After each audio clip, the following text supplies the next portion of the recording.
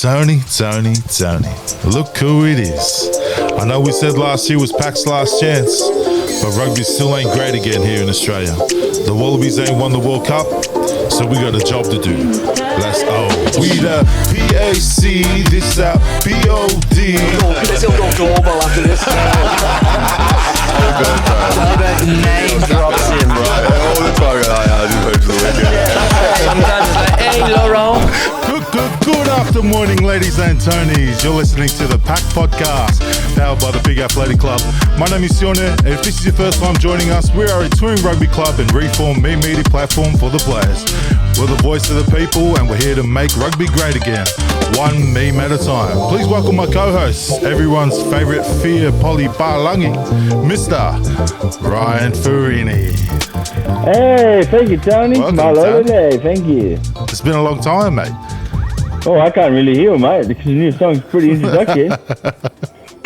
Yeah, welcome back. We're back. Yes, I know we said we were last chance, but this is the very last chance. This is the last chance, mate. We're starting to sound like Fred again. Mate. But promo code. We've had the PNG Pigs going for a month since we've been gone. Now we've got a new promo code, but we'll change it up. It's going to be a player's name. A tip for you if you can guess who he is. Born the 14th of Jan 1993 in Queanbeyan, Canberra. Attended St Eddie's. He's the most capped Aussie Sevens men's player of all time, and he has 3 Super Rugby caps for the Rebels. What's his name? Ed Jenkins. Ed Jenkins, close. Ed Jenkins is, I think, the second most capped. This is Chucky number 1. Standard. Close, but this promo code for this week until next week's episode is Lewis Holland. Ahoy. Lewis Holland. So type in Lewis Holland for a sneaky discount. Leone, as we did last year, let's break some ice. And this week's icebreaker is, if you were an Aussie celebrity, past or present, who would you be and why? Actually, I do have one. Chris Lilly, I reckon. I can do some good impersonations. I find myself funny. Sometimes a bit borderline controversial. Definitely don't look as gay though. So Respectfully, yeah. Yeah, respectfully, of course. But yeah, I reckon Chris Lilly, mate. I reckon I'll have a go there. Chris Lilly mixed with Shane Warne. Oh, nice. Yeah, Shane Warne, actually. I had Kyle Sandilands. If everyone knows, from the Kyle and Jackie show. Looks similar. You both used to be, he was an underrated street kid back in the days, but now you're both big fat racist podcasters. So allegedly. What the fuck? Oh, mate, I weighed in myself the other day and I was 130 kilos of pure Aussie controversial poison. beef. Hey, nothing wrong about the 130 club, mate. I can't wait to get back in that club. Speaking about celebrities, I had one for you too. Thank you. So I had a bit of it was cross between Ernie Dingo and Stan Thaiday. Look, we know you have a weak spot for our First Nations people. Yeah. And I know it didn't work out, and I don't think it worked out with Ernie Dingo on TV, but you also do get mistaken a lot for Sammy Thaiday. You wish you played like also him. My ex-wife's first name. Thank you for that reminder, mate. Yep. Oh, yep. And it reminds you of your ex-wife. And you've got the same rig as him, but you weren't as good at footy as him. So, there we go. Thanks for that. For myself, I had, he's not really Australian, but it's from I don't know if people have been watching the Love on the Spectrum. I chose myself to be David. This is season 2, just because I got a bit of a crush on his misso, Abby. So if it doesn't work out, Abby was good. Was good. Yeah. Oh, mate, you get that real strength sloppy toppy, mate. Whoa. Anyways, new year, and there's a lot to be thankful for about. What are you thankful this week, mate, or this last month? I'm thankful at the moment for the microphone you dropped off to me today. My thank you, Tony, was for the Waratahs. Last year they invited us. This year, once again, opened their doors. We went in, shot a bit of YouTube content with them, which will be dropping throughout the Super Rugby season. But just thanks for opening the doors, opening their hearts. yeah, so it was good to get down and get another tour around TARS HQ. Mate, a word around the grounds is, mate, and, you know, correct me if I'm wrong here, but Mr. Ironside said you were looking for you found the ladies' change rooms and you were sniffing the seats. That's not a rumour. That's not a rumour. Cut that out. Yeah, I cut that out. Any more thanks? I'd like to thank ourselves, mate. You know, Australian rugby still need fixing. It's not great again, and you know we can't quit yet. We can't quit yet until we can't quit yet. We've got that glimmer of hope. Yeah. The old Schmitty has rose to the occasion here. Australian rugby allegedly seem to be doing the right thing here, picking a guy with a CV that we need, right? Fucking poor Dave Rennie got ousted for that complete coward dog traitor. Yeah. Eddie fucking, come here and say it, Jones. Fuck off. We don't want to talk about him anymore, I'm sorry. But yeah, I'm reinvigorated with John Schmidt, mate. Yeah. Oh, thank you, Smitty. And we're right behind you. But speaking of Eddie Bones Jones, who's your scrams? Who's your first scrams for 2024? Shit, man, I know you sent me this today, but I didn't not even try and think about something. Just give me a second. My first scram. I'll get started. You want me to go first? Yeah, you go first. This is another one thanks to my Scrams family. Dad was rushed to hospital last week and spent a few days in hospital. Pretty sad. I don't know why everyone's laughing.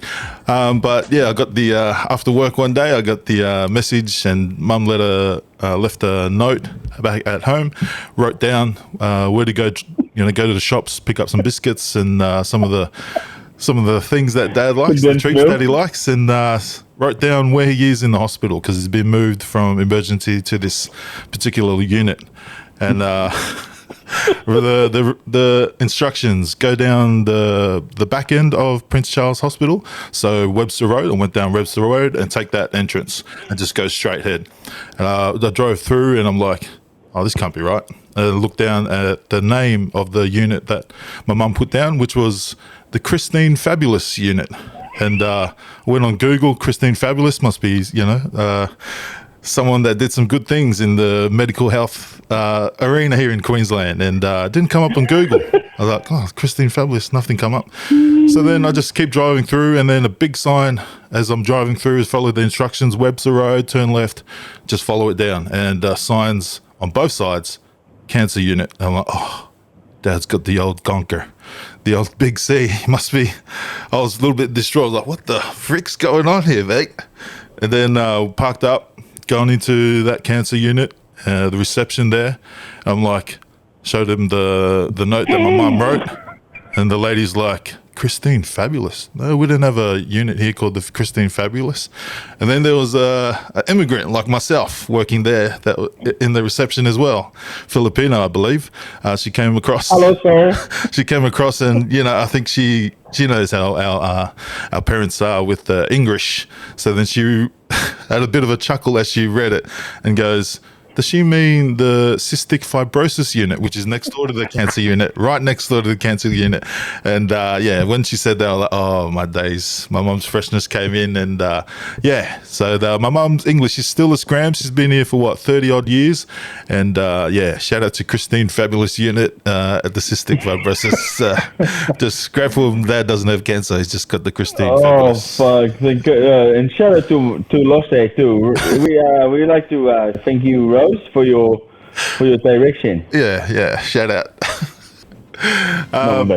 Anyways, New Year's resolution. This is going to be the biggest scrams of all. New Year's resolution for 2024. Mm-hmm. What's yours, mate? Well, it's the same as 2023's. Lose weight. Like I said, weighing in at $1.30 at the moment. Yeah. I've got my own fucking running vest on, and it is fat. It is horrible. It hurts when I try and clip my toenails. It's never fun. You know you're fat when you're trying to put your socks on, and you. I'll be at the Christine Fabulous unit soon, mate.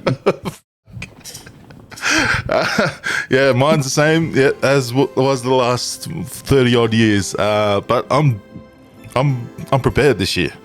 I went online, bought some sunnies, running hat. Got some new hats here for athletic leisure. Got some new shoes, so no more Slazengers, Asics gang. And I got myself a running vest, which it's not the cool ones that go across there. It like goes in the middle, so that my titties are poking out the side. So it's not as good, but we'll make it happen. And I'm actually gonna put myself the challenge. I'm gonna run at least half a marathon this year. So I don't know when it'll be. Yeah, good hand up, mate. Yeah, so I'm just wondering, so you've had these for 3 weeks now. How many runs have you done in this said new kit? Well, the vest only arrived 2 days ago, but I've done at least 5 runs this month. Really? 5 runs this month? Yeah. And it's the 24th. Well, that's 5 more than me, mate, so well done. I did say I was waiting for my vest to arrive, and then I'll be running every day. So I'll start it tomorrow. Yeah. Okay, mate. We'll check That's in next fine. week anyways. That's fine. Well, it looked good today when I saw it. All right, let's quickly go around the grounds before we kick over to the Aussie Sevens boys, who JT and Hutcho will be joining us later in the episode. Starting off with Jerry Tuwai. He's been axed from the Fijian Sevens team and been told by Coach Gollings to go back to the local comp and prove himself. Now, Jerry Tuwai has taken to Facebook and pretty much called out Gollings, saying, this job's too big for you, bruv. You don't know what you're talking about. I don't need to prove myself. My record speaks for itself. What's your thoughts on this? I'm a bit split on this one. Well, it depends. Is he getting a bit long in the tooth and he's getting a bit old and he just should probably move on instead of saying, go prove yourself, just sort of say, mate. Yeah. For your legacy, maybe it's time for you to go. Yep. Fuck off. You know what I'm saying? Yeah. Oh, Mozzie. now I don't want to get shut down for this because I know I already got shut down because I didn't put him in my top 5. But I think he's overrated, bro. I think he's overrated. There's a reason why he wasn't in my top 5. He's overrated and he hasn't been good for a while. Yeah, he hasn't. So, and the young Fijians. Mate, who's that young? There's a young fella. Oh, mate. Yeah. He's like a William Ryder type. Later bolt. What's his name? Talia Leolawa or something. Oh, that's definitely wrong, but yeah, something along those. Something along those lines. So you've been colonised so bad, man. You can't even pronounce Islander names anymore. You make me sick. Yeah. Okay, next on the list, we've got Wallabies coach Joe Smith. He didn't come out, like Eddie Jones and say this is gonna be a snatch and grab. He pretty much said he's setting Aussie up for a better future and a better coaching system, like Aussie bred coaches. Your thoughts on the hiring, and do you think he's going to be successful? Or I think this is the last ditch effort. If this doesn't happen, we're fucked. We're proper fucked. We're literally going to be with Portugal, and we'll just beat anyone, and we'll be happy. You know what I mean? No. I feel like you're defeated, mate. You gotta, mate. Eddie really struck it down, I think Eddie really took it out of me, man. He put the wind out of my sails. I nearly quit PAC because of it. Yeah, that's true. That's true. We still haven't met him either, by the way. We were supposed to meet him last year. Remember that announcement on the PAC rugby show? We did it. Oh, man, that's so funny. You mean, whatever happened to the PAC rugby show? Oh, yeah, sorry. Anyways, yeah, mate, I think even from the way he's been talking, he's a realist. He said his a job to do, is a big job to do, and he just wants to help us out, mate. He wants us to be competitive against All Blacks in Bledisloe, which is what rugby needs. It would bring some boys back and stuff too, but what I think we do need to look at is we need to get some boys back from overseas. Yeah, we just need to open up Super Rugby just like the Frenchies and just make it a better product, you know what I mean? 100%, man. Hearty, bro. Okay. Well, actually, I know the Premiership's usually a bit of a boring comp, but they've got they've sort of got a lot of guys over there at the moment, Bath's playing well, fucking, what's the other one? The Bears, they've got Bristol. Vakatawa and Ravovo. Yeah, but a lot of the English stars like Saris, like Faz just signed 2 years to go over to racing. So that makes he can't play for England for 2 years. Yeah. No, I know that. That's just open it up. Yeah. Make rugby great again. All right, close out round of grounds with sevens this weekend in Perth. Who are your top 3 finishers? What top 3 countries do you think in the men's and women's are going to get the gold, bronze, and silver?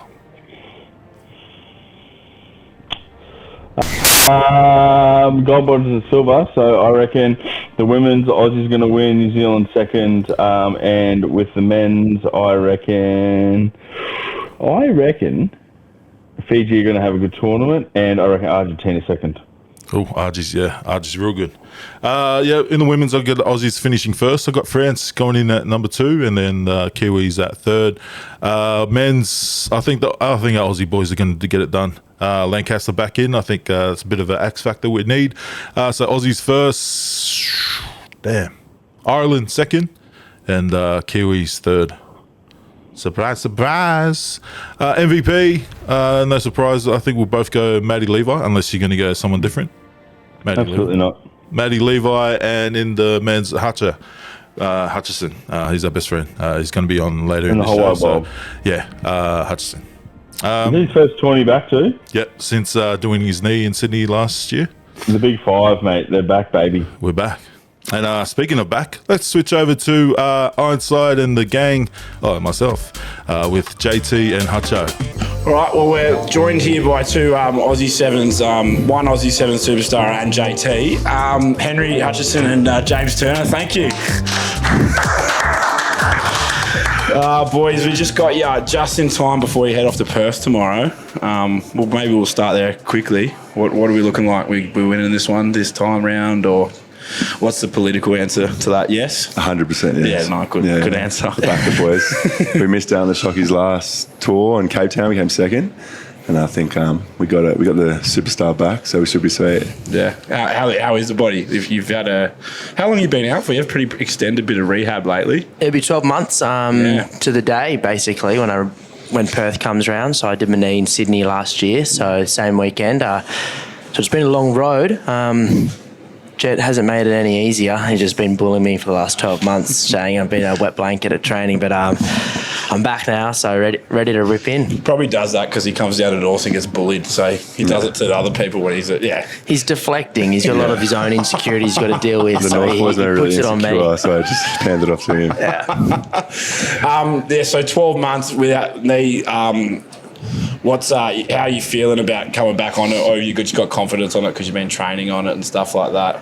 Yeah, I've been lucky in the sense that I was close to being ready for Dubai Cape Town, but the decision was to handbrake it and hold myself a little bit so I could bridge that gap over 2 months and just get a full 2 months training with the team. It's been tough. The body's definitely had to adapt, but we're getting there. I'm feeling a little bit older, but I'm ready to go. We are getting old. It's the same age again. We feel old now. JT, for you, mate, you've had a bit of a blinder of a start to the season. What's going on? What have you done differently? What's going on? I think I just had a shocker in Dubai, so I thought I had to play a bit better in Cape Town. He's been walking 10 foot tall ever since Cape Town. He hasn't stopped telling us about how he made Dream Team. Yeah, he keeps messaging me like, thanks so much for doing a little PAC snippet on me. Please get another one up. Did you get that 50? Yeah, thanks. So different pathways, I guess, you guys to Aussie Sevens. Hutch, it's pretty much like straight away in that system and haven't left it. Yep. And never will, I'm assuming. Pigeonholed. Couldn't do anything else. Talk us through that. Like you've been there, you've been through so many different. Sevens is obviously one of those sports, especially in Australia. It's you've got a good squad now. You've had for a long time. Guys coming in and out, but such a rotating roster of guys like in the seven setup. Then they'll go play Super Rugby or something different. What's that whole experience been like? Coming out of school and going into that. Like, can you talk us through a bit of that? Yeah, I think Sevens has had a different role every year inside the Rugby Australia ecosystem. For many years it was a stepping stone, then it was like a hybrid where we wanted to keep players and move some on, and it's just been trying to find that identity. And we have found identity with keeping a good core spine over the last 2-3 years, and you can see from that results have come. It's really hard to build a successful team if you're always losing players. So now we have about 8 or 9 players who've got 4 or 5 years under their belt who are regulars on the circuit, and we're getting that consistency in results. Not there just yet, but we're definitely better than what we were a couple of years ago, and I think this is one of the strongest teams we've fielded. Yeah, and you've got obviously the most exciting thing must be an Olympics. I don't think anyone grows up playing rugby think they're going to go to an Olympics, especially when we were growing up. So so you've obviously been to one. So what are you looking for? Coming up to this one, obviously it must be. I can't imagine to think how much fun it is. But also then having to switch on to the mindset of I'm actually here to play rugby. Yeah, try and get a gold medal. Yeah, you can definitely get caught up in the party sense. I guess, COVID was the 2021 COVID Olympics was in Tokyo, and that was a bit of a non-event. There was definitely no party, but in Rio it was very colourful and very vibrant. I think we had 12 days there after our event, and I was ready to pack my bags by the time that 12th day came along. But look, both the Olympics that I've been to, we've underperformed, and I think. In 2016, I was 19, so I didn't really understand the enormity of the event, and I didn't know what it really took to win. Next one came along, COVID, bit of a flop. No one had been playing on the circuit. It was hard to get a gauge of where you are. There was no crowd. It was, like I said, a bit of a non-event. And then now Paris, I think after the Rugby World Cup, Paris sport is humming. Their sevens team's humming. Their rugby's humming. I think, all roads are leading to this big event, and the team's probably the strongest team that we've had for a while. So really looking forward to the games at first, and then hopefully getting a bit of an environment afterwards. With a gold medal around your neck. That'd be ideal. I can see why the 12 days in Rio with John Porch, that would have, 2 days with him playing rugby would have been enough for me to pack my bags. Porchy had a good time afterwards. he's got a tendency to have a good time, Porchy. Now, JT, different road. Played for what's that club in West Harbour, I think they call it. Yeah, West Harbour. The Pirates. Bang, bang. So you're playing for them, and then you saw the light come over. He had hair then, I think. If you see some, we might have to find an old photo and put this up. But if you see some, he did not look good with hair. Don't do it like that. He looks better like that. I think He looks hot without hair. It's a different road. Then you come to Norse. Obviously, great club environment, some good people there. Meet some different style of rugby. Yeah. Different good people. Yeah, good people. Some rogue units. Yeah, some rogue units. We're usually playing third grade at number 8. But yeah, look, you came to us and really just had a fucking cracker year, didn't you? You could even. I'm happy to let you admit that. I know you pretend like you're humble now, but we'll get off the camera and you'll tell us how good you played that year. So, talk us through that. Yeah, I was very lucky in a very good team. Had Maxi Bury set me up for tries every week, so it helped me out a bit, made me look a lot better than I actually was. And then I was holding pads at TARS for 2 years, and then I saw the light. Like, I always wanted to play sevens, like it's Olympic sport. It's a big carrot. And then all the stars aligned, and went away with them and played in New Zealand, played all right, and then the Don, Johnny Manetti, just wanted me over there, so put pen to paper, and Now we'll go back a little bit to that TARS, playing at the TARS, and I think a dust has settled on that a little bit. Talk us through the boot selection in your first game against the Blues. So they were menace 4s. They were about 3 years old, because I was playing shoot shield, so I didn't get free boots every few months. So I was wearing these pass menaces, and I'd never played at night before, so it gets real dewy. It's pretty much a wet weather footy, and I didn't know. No one told me, man. It gets dewy. Especially in Auckland. I just bro. I remember I did the warm up, and I was like, this is eats. And then we put our jerseys on, came back out, slipped, running onto the field, and I was like, I'll be right. And then I slipped over about 9 times, led 3 tries in. Bro, I went to the half time, went up to the coach, I'm like, bro, what do I do? And he goes, I don't know. I go, sweet, man. I was like, yeah, anyone got any metal stars? He was like, yeah, we're wearing them. I was like, yeah, look, I mean, we could giggle about it now because of where you are now, and you're playing Aussie sevens, but fuck, I remember watching. I think I might have even been here watching it, going, fuck, bro. There's so many highlights of me just literally just looking like the biggest. You were in good positions as well. Yeah, I thought I was in gun spot, and then I just did like this, bro. Nice game. There's one where I fall forward. I've never seen someone in footy do that.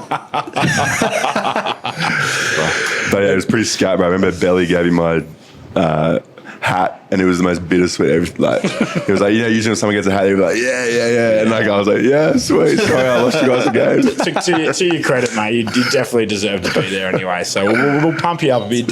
You've worked hard over those 2 years, and now you are where you are. Yeah. But we'll go back further. Quick question: What made you kind of start playing rugby? What was the reasoning behind rugby? And family, whatever. Yeah.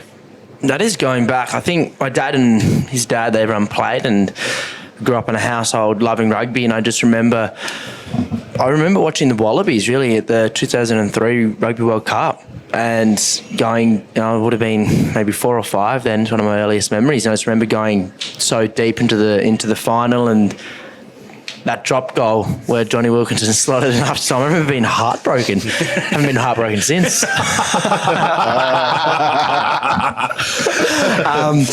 Few broken hearts on the other receiving end, I'm sure. Yeah, definitely. But I remember that kind of golden era of Australian sport, and just falling in love then with rugby, and then every Saturday morning since that for a couple of months, I think I was rewatching the 1999 Rugby World Cup final when Australia beat France, and I just got obsessed with it, and here we are. Exactly. What about you, JT?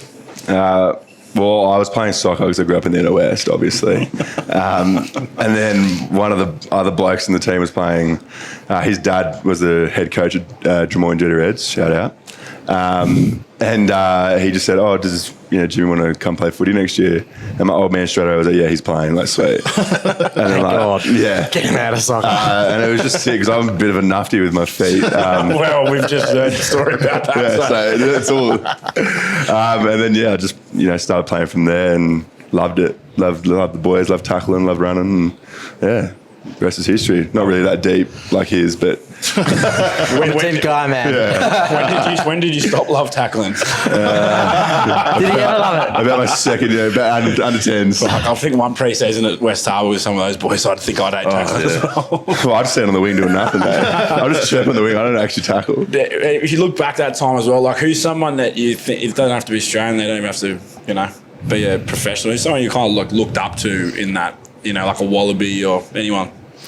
But to be fair, I actually look up to Sean Johnson, Those touch highlights. Yeah. Like, I always wanted to whack like that, and I never can do it, man. You're still trying? You're still trying. It's easy. I make it look gun against him, though. Because I'm slipping all the time. What about you, Hutch? It's a tough one. Probably. I'm deep. I'm a deep guy. Matt Giddo. Watching him play, like he was one of the goats, and he's still doing it. I think he's just come out of retirement, hasn't he, to go play in the MLR. Yeah.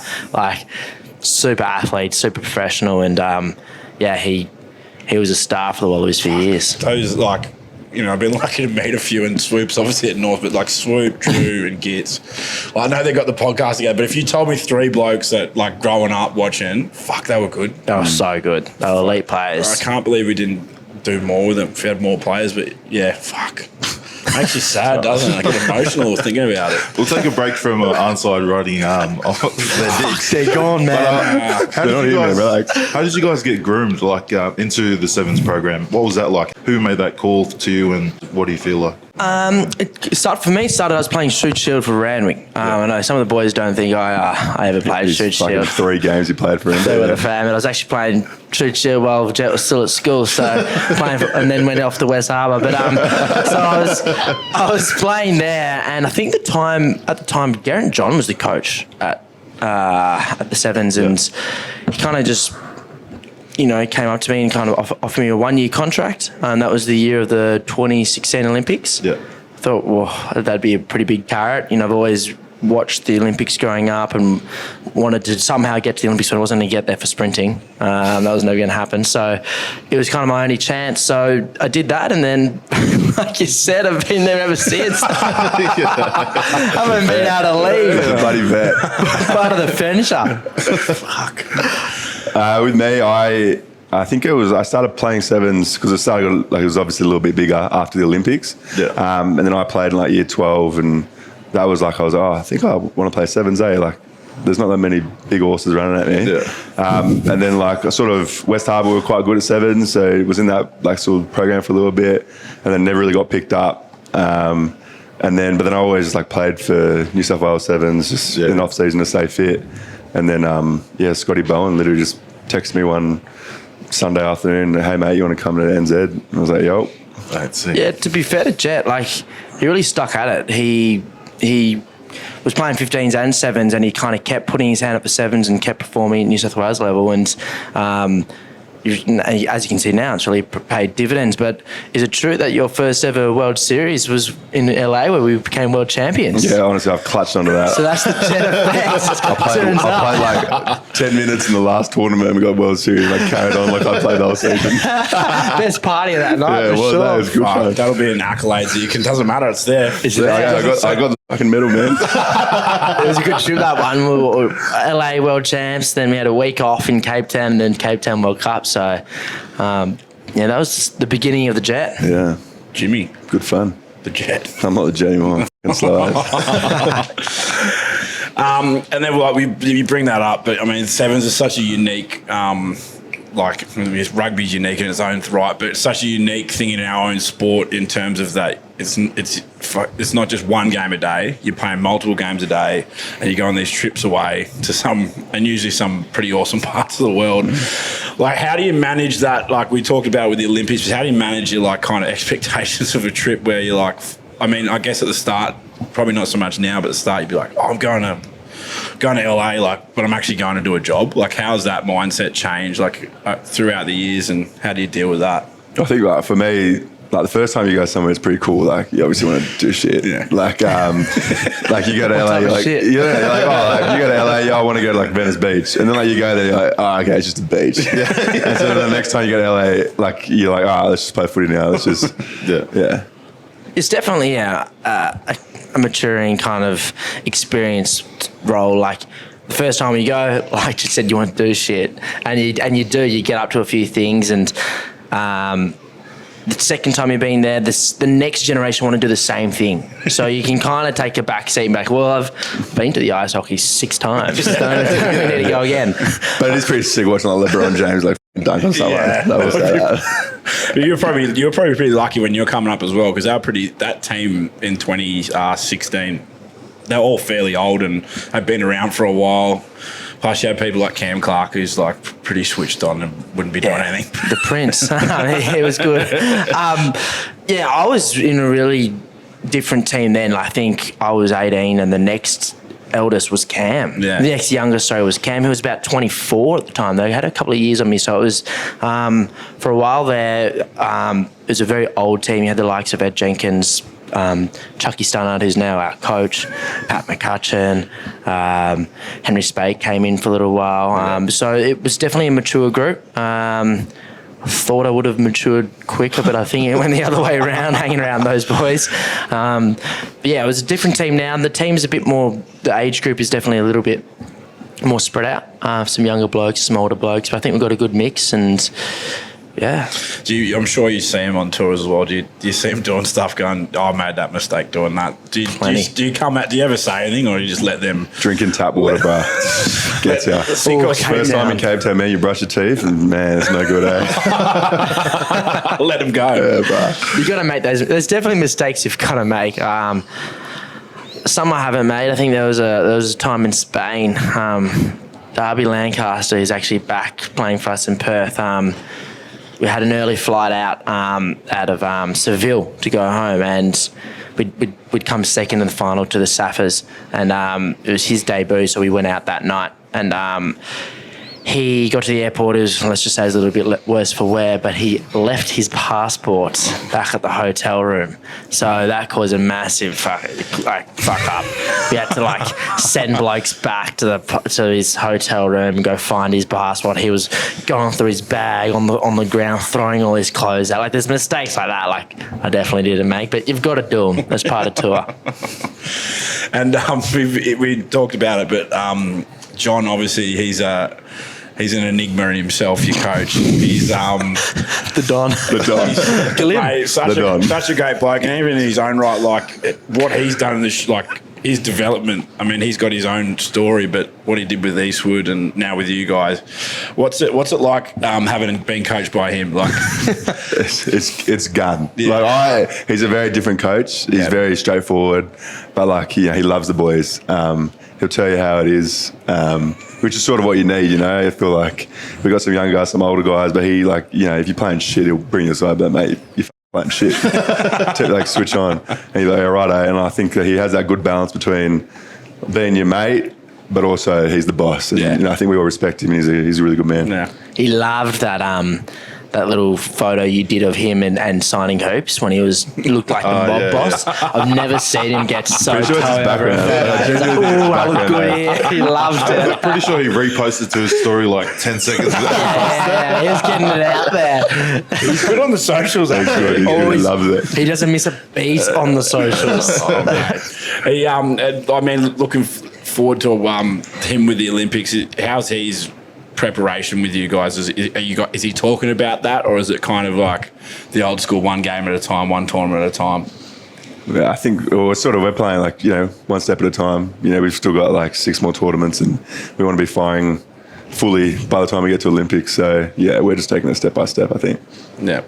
Yeah, definitely. I think you can get too caught up with the big picture. Yes, we all know it's there, and there are definitely processes we're putting in place so that when we get there in July, we're ready. But right now, our focus is completely on Perth. And once Perth is done, it'll be Vancouver.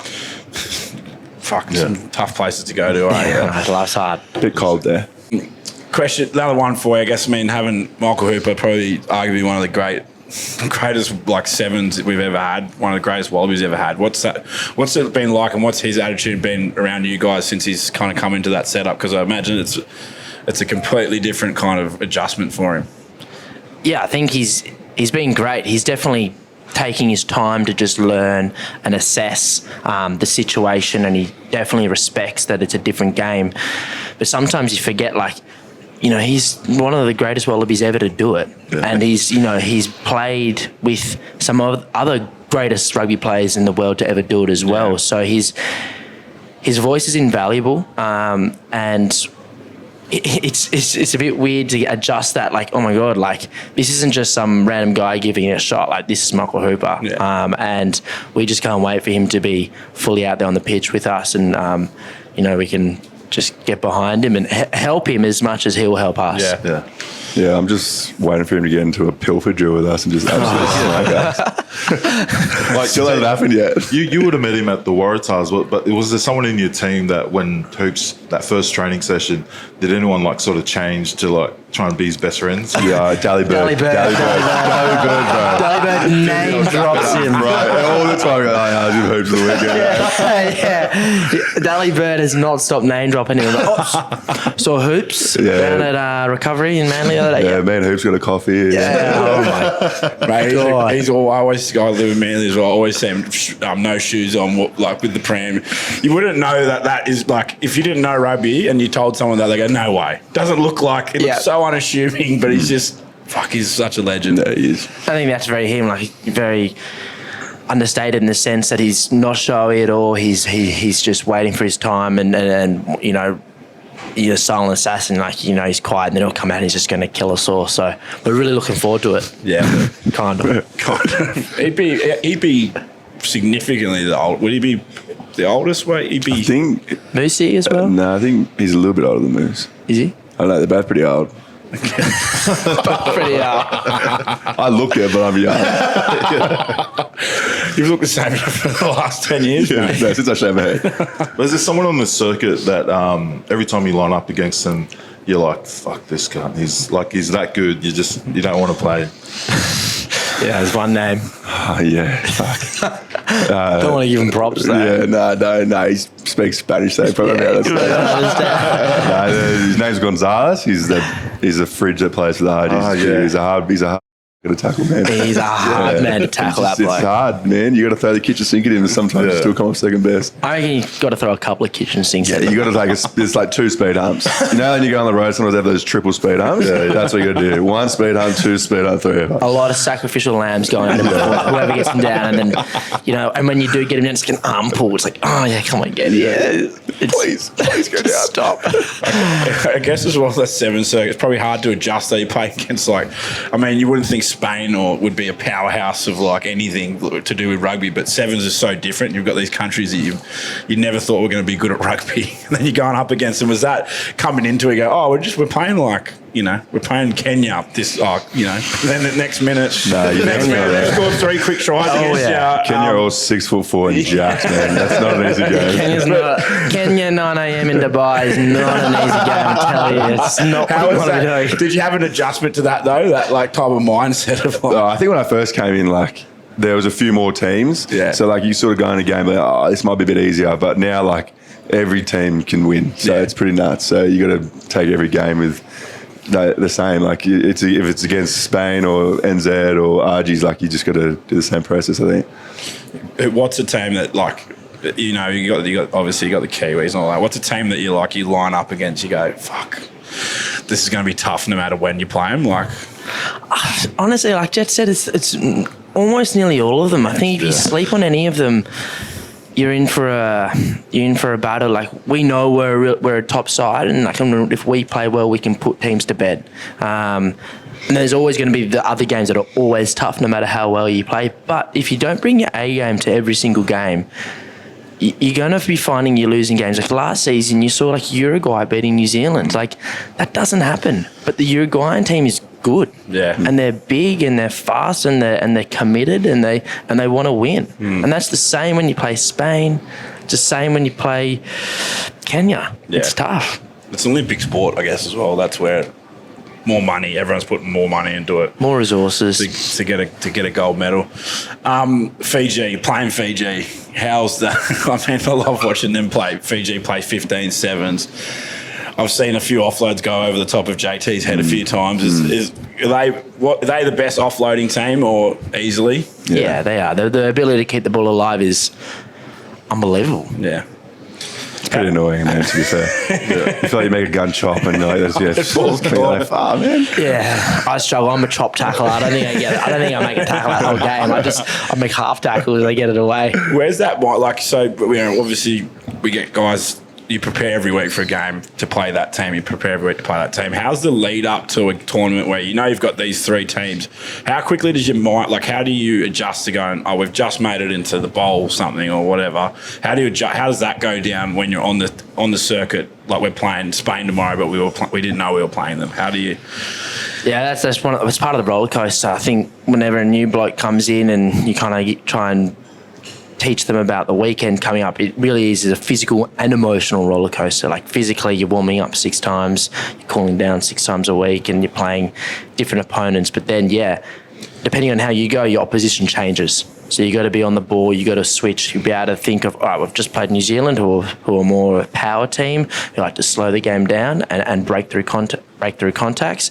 And now we're playing GB, who like to just hold the ball and go width to width and try and tire you out. So your ability to know your opponent is really important, but also to just park the last game and move on is key. Yeah, I'm surprised that you don't struggle with that. No, I'm so bad. We versed them a lot, so I sort of remember them. Yeah. That is true. But we'll go outside of rugby. What are your hobbies or what do you love to do outside of rugby? What are your passions? You play golf, don't you? Yeah, I've gotten pretty into golf in the past 6 months. I'm terrible, but I have my good days, which is good. But no, I just sort of muzz around. I'm always just pretty mudded from training. So if on my days off, I just sit on TikTok. It's pretty depressing. Try go to the beach and play golf. That's about it. Yeah, nothing too interesting. Pretty boring, really, when I think about it. No actual real hobbies at the moment. Pretty mudded after training. This next 7 months is just pretty go up until the Olympics. Maybe after the Olympics, I'll pick something up, pick up a new hobby.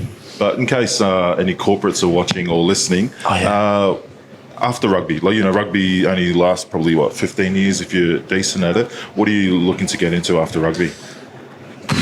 I've done a degree.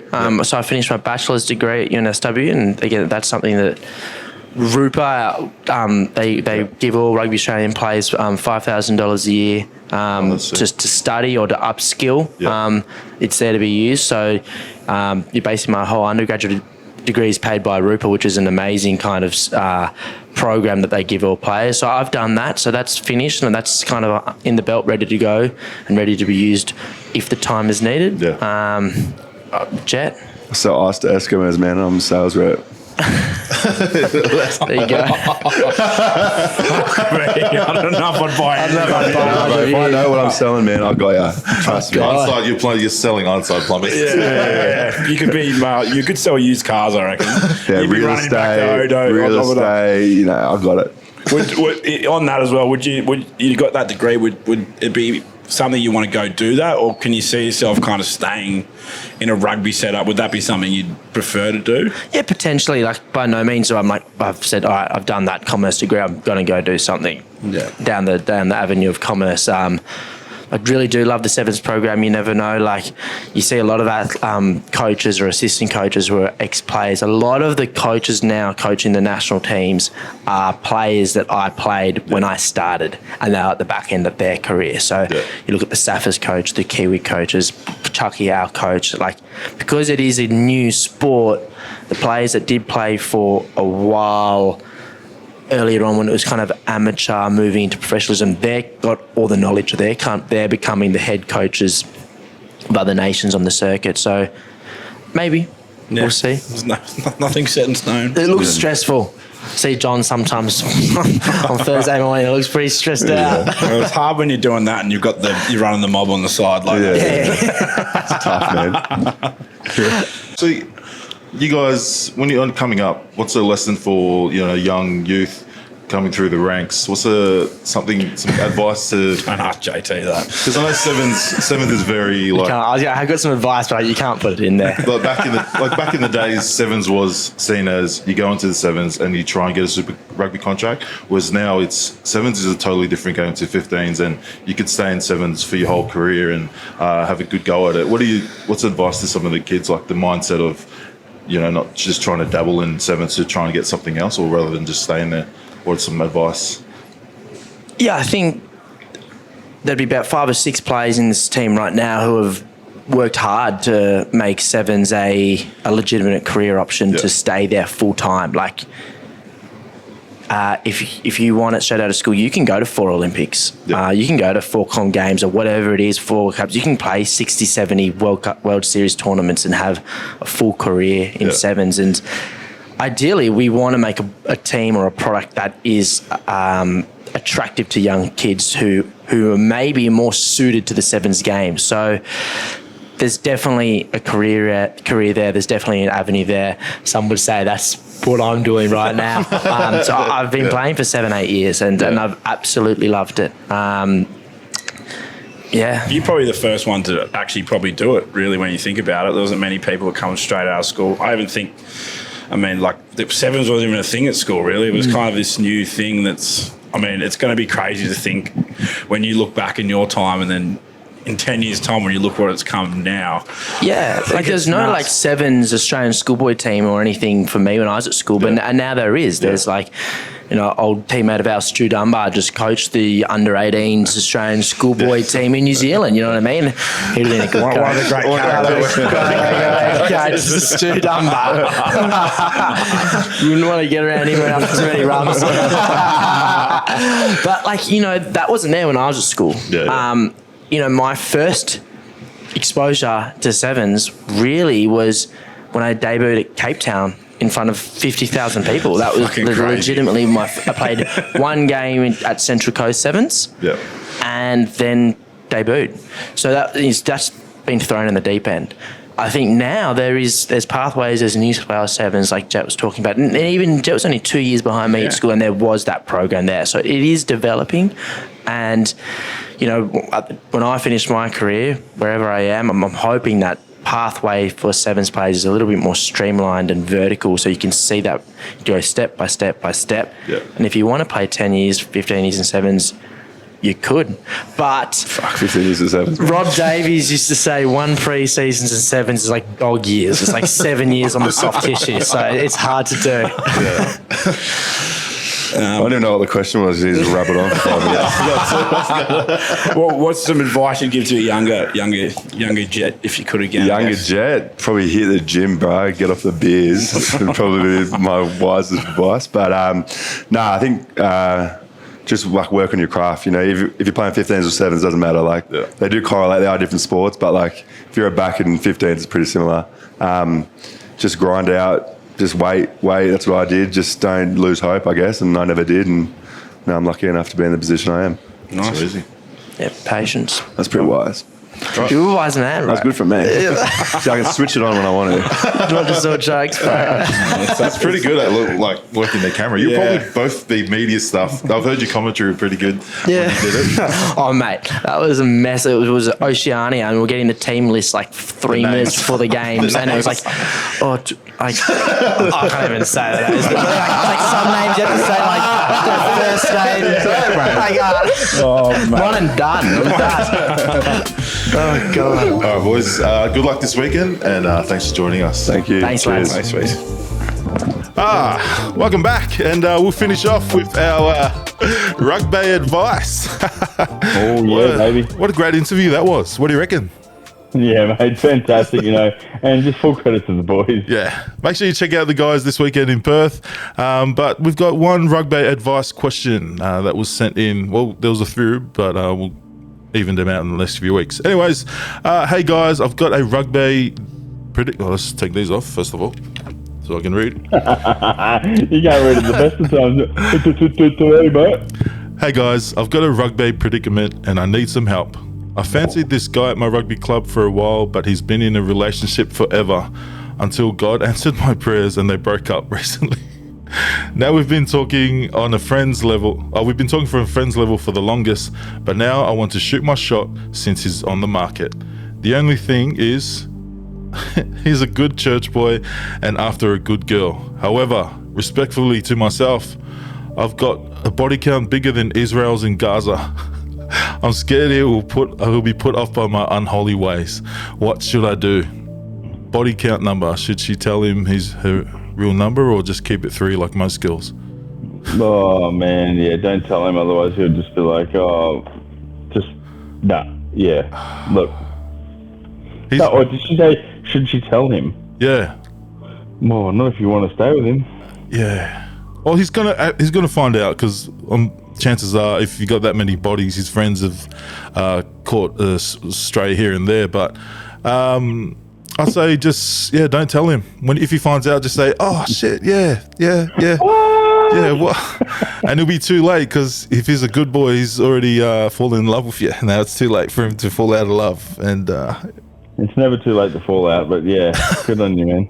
Yeah. Man, I hope he finds out and you fucking break up. And secondly, don't say God answered your prayers by you breaking them up, mate. That's the devil at work, mate. That's the devil at work. Maybe he'll know when the deed happens. You know what I'm saying? Yeah. Could be like an empty headlock, but whatever. But yeah, good luck. Let us know how it goes, and thanks for sending your question in. Shout out to end the pod. Shout out to Ironside. Yeah. By the way, look, he's been toiling away there at North's pre-season, and God, hasn't he let us know? He said, look guys, it might be looking good. I might be looking at 1s this year. I've been training the house down, he keeps giving us stats like, fucking hell, I've been, top try, top meters, top tackler, really good over the ball. He's getting a few good turnovers. I'm proud of him. And not only that, the work he's doing off the field at the moment. Yeah. Especially the Waratahs holding it down. The other day, was Dave there? Yeah. In the background. Oh yeah, background. Anyway, so yeah, just shout out to Ironside today, and hopefully you get into 1s. And also, back to the Scram segment, both of you and Dave, with your communication skills, you're from the same nation, the same island. Some would think maybe you would both know, but I obviously didn't know there's a Pacifica thing on the Waratahs on the weekend, which would have been great for you guys to capture. Instead, Atamaela was just, I don't even know. You just go to Scrams. Yeah, well, yeah, he didn't say it was the Waratahs. He just said Pacifica Day. I assumed it was just Western Sydney Pacifica Day. To be purely honest with you, when I read it again, I was like, you are wrong, Fiona. Wow, bullying.